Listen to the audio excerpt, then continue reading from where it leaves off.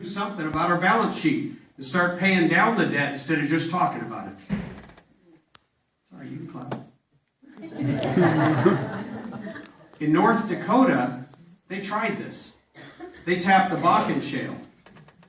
And so they don't have a governor there who's trying to mandate and dictate and put an artificial floor under the economy known as a $10 or $15 an hour minimum wage, because McDonald's is paying $20 an hour plus a signing bonus. And unemployment's under 3%. Now there's a problem I'd like to have. You know what? The only immigration problem I want to talk about in the state of California is a tsunami of U-Hauls coming on the 10 freeway back from Rick Perry's Texas, coming home to California.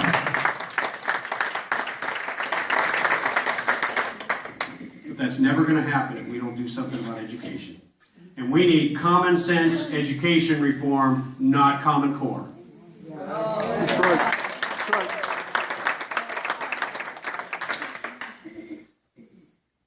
We've got great teachers in the state of California, but they're trapped in a system that's designed to fail. You know what? Other states have done it, like Colorado and Washington, D.C. We need to come up with a fair way to evaluate teachers that teachers agree with. And if we do, they will overthrow their union and they will stand up for the kids. Because teachers didn't get into it for the money. They got into it because they care. You know what? I would like to pay good teachers more.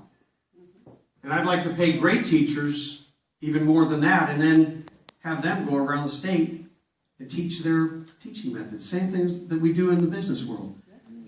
But also, if we had a fair way to evaluate teachers, then we could design a process to transition teachers who never should have spent a single moment in a classroom with our kids to find whatever they were meant to do with their lives.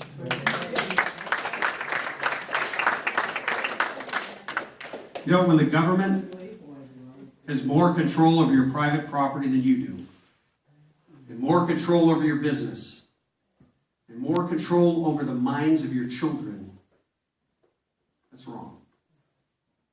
When the government can put a gun to your head and confiscate more and more and more of your earnings and redistribute them in exchange for power, when they can force you to buy a product, give you no choices, and then force you to buy one for your neighbor that's even better than the one you bought for yourself, that's immoral. But when the government can dump violent and dangerous predators onto your streets just in order to save a few bucks, and then try to turn you into a criminal because you want to buy a gun to defend yourself, that is un-American.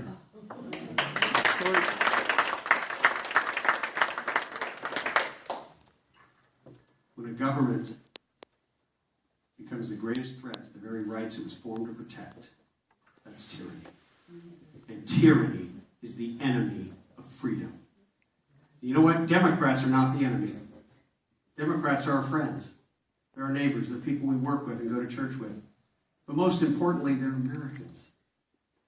You know what? I believe that we can unite a divided majority that is California on American values. Hard work, personal responsibility, and above all, freedom.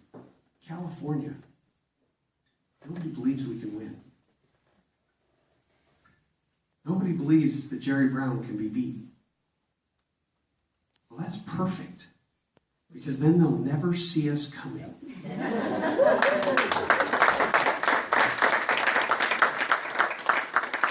In my first election, I wore out 2 pairs of shoes walking door to door, and I'll never do that again, because I only wear cowboy boots, and I intend to walk the state of California. Because I intend to win. But I can't do this without your help.